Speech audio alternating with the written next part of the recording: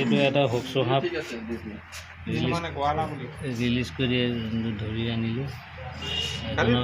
এজন মানুহ ঘৰত সোমাই আছিল। ইংলিছত বেণ্ডেড কেট বুলি কয়, কিছুমানে গোৱালা বুলি কয়। ঠাণ্ডা দিনত বেছিকৈ ওলায়। আমাৰ বোকাঘাট এৰিয়াত কাৰোবাৰ ঘৰত যদি ওলায় খবৰ দি দিব। আপুনি কিমান দিনৰ পৰা সাপ ধৰি আছে? 4 বছৰ ধৰি সাপ ধৰি আছে। এতিয়ালৈকে আপুনি কি সাপ ধৰিলে? বহুত সাপ ধৰিলোঁ। হয়, পিং কুকুৰা ধৰিলোঁ। হয়, তেন্দুলি ভেটি, হয়, কাৰকলা, হকচু